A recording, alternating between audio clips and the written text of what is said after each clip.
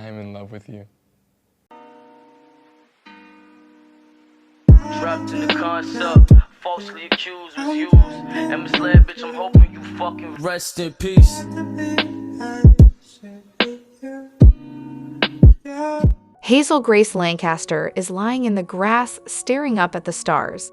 Hazel suffers from stage 4 thyroid cancer and is always seen carrying an oxygen tank with a cannula in her nose for her to breathe. At the behest of her mother, Franny, father Michael, and her Dr. Maria, she attends a cancer support group at a church called the Literal Heart of Jesus. Franny wants Hazel to make friends, but as Hazel says, the only thing worse than biting it from cancer is having a kid that bites it from cancer. One day during her trip to the group, Hazel bumps into Augustus Waters. During the meeting, Gus continues to stare at Hazel. Patrick first calls on Gus's friend Isaac, who had a tumor in his eye and now wears a glass eye, though he is thankful because of his smoking hot girlfriend Monica. When Gus is called on, he says that he has been in remission from osteosarcoma after having his right leg amputated. He wears a prosthetic. Patrick asks him if he has any fears, and Gus states that he fears oblivion. Hazel shoots this down by saying that eventually everything and everyone will be gone and forgotten, and if that scares him, he should ignore it. After the meeting, Hazel waits for her mom,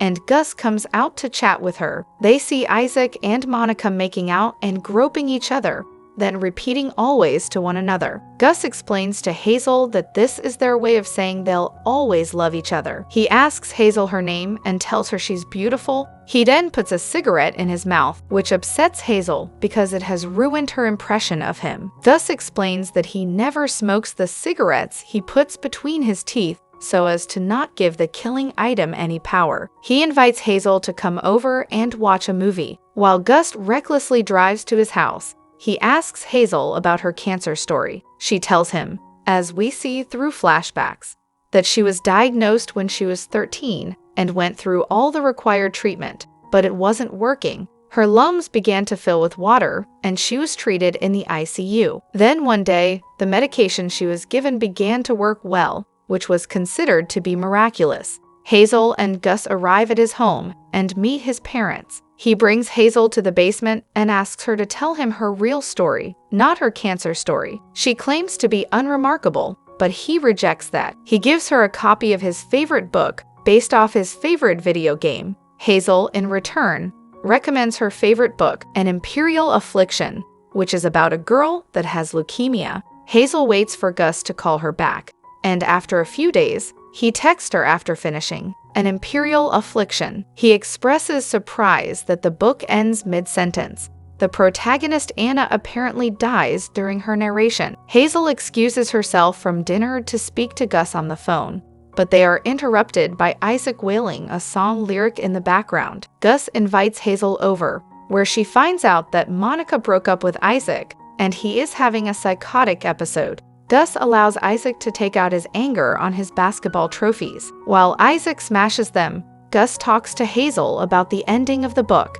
and she tells him that she has written hundreds of letters to ask the book's author Peter Van Houten questions about what happened after the story. One evening during a phone conversation, Gus tells Hazel that he tracked down Van Houten's assistant and got a response from a message he wrote to him. Van Houten thanked Gus for his and Hazel's interest in the novel, and that he has no current plans to write any follow-ups to An Imperial Affliction. She decides to write her own email back to Van Houten to ask the questions. A few days later, Hazel gets her own response from Van Houten, who also thanks her for her interest in the story, and even invites her to visit him in Amsterdam. Overjoyed, Hazel tells her mother, and while she wants to make her daughter happy, she knows she wouldn't be able to afford it. Hazel wakes up in the middle of the night, having trouble breathing as fluids fill her lungs. Her parents rush her to the hospital, with Gus waiting outside since he is not allowed in, family only. After a meeting with the doctors,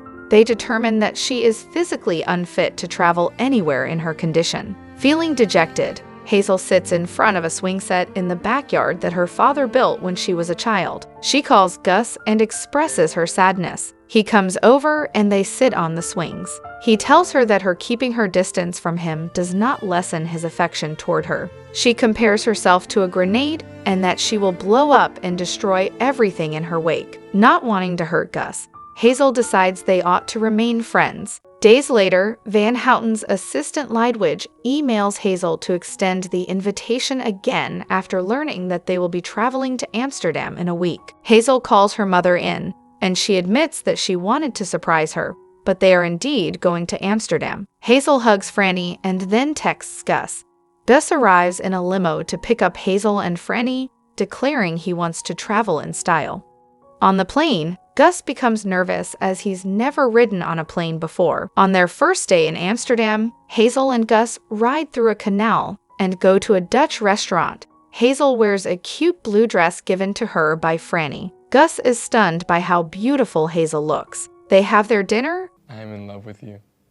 And Gus proudly declares his love to Hazel, which puts a big smile on her face. The next day, Hazel and Gus go to meet Van Houten. They are greeted at the door by Lydwidge, who welcomes them inside. There is unopened fan mail all over the floor. The couple finds Van Houten in his pajamas, drinking scotch. They sit down so Van Houten can answer their questions, but he instead plays Swedish rap. Hazel starts to ask questions, such as the fate of Anna's mother and the Dutch tulip man, but Van Houten only responds with philosophical nonsense. Gus asks him if he's messing with them, and Van Houten makes a rude comment about Gus's cancer. He only gets worse by refusing to answer Hazel's questions and insulting her and Gus's sicknesses. Hazel and Gus storm out. Van Houten asks her why she dwells on these questions, and Hazel just tells him to go fuck himself. Lydwidge, appalled by Van Houten's behavior. On their last day, Hazel and Gus have breakfast with Franny before walking alone together. They sit on a bench and Gus tells her that when she was in the ICU, he felt a pain in his hip and got a PET scan. Hazel already knows what he's going to tell her. Gus says the scan lit up like a Christmas tree, and the cancer returned and spread through his body. Hazel puts her head on his shoulder and cries. Hazel, Gus, and Franny return to Indianapolis, with Michael picking them up. A few days later, Hazel and Gus hang out with Isaac, who is now completely blind, and tells them that Monica hasn't spoken to him since the breakup. To cheer him up, Hazel and Gus buy eggs, and they go to Monica's home and pelt her car with eggs. Gus calls Hazel in the middle of the night to ask her to come to the gas station to help him. She drives over there to find him sitting in his car, covered in his own mucus and vomit, with an infection in his abdomen from the G2. Hazel starts to call for an ambulance, despite Gus's pleas. The ambulance arrives and takes Gus away. Gus undergoes more treatment for the cancer until the doctors decide to take him off the chemo. He now requires a wheelchair to get around. Gus calls Hazel another evening to invite her to the literal heart of Jesus for a gathering, and to bring a eulogy that he asked Hazel to write for him. Hazel joins Gus and Isaac at the church for what is a pre-funeral for Gus, since he wants to attend his own funeral. Isaac starts off a eulogy with a touch of humor, but says that if he ever is given robot eyes, he would deny them because he doesn't want to see a world without Gus. Hazel goes up and starts to talk about her love story with Gus, before saying that there are infinite numbers between 1 and 0, and that there are countless infinities, and that she is thankful for their infinity. They both say "I love you" to each other one last time. Gus dies 8 days later. The Lancasters receive a phone call in the middle of the night to hear the news. Hazel's parents walk into her room, and without a word, she knows what it is and she begins to cry.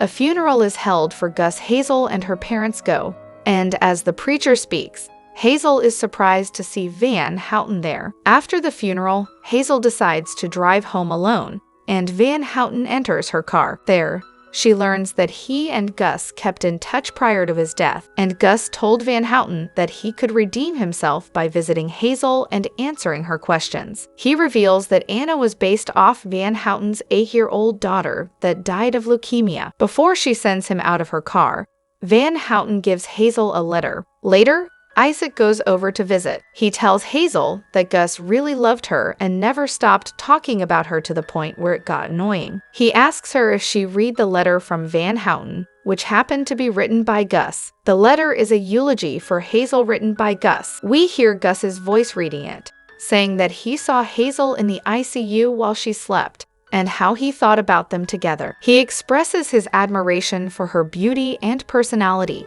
and adds that people can choose who hurts them. Gus liked his choice, and he hoped Hazel liked hers. He closes it with, "Okay, Hazel Grace." The film ends with Hazel still looking up at the stars, replying, "Okay." And that's the end of our story for today. And I have a question for you. Would you love someone and you know that he's gonna die after a few months?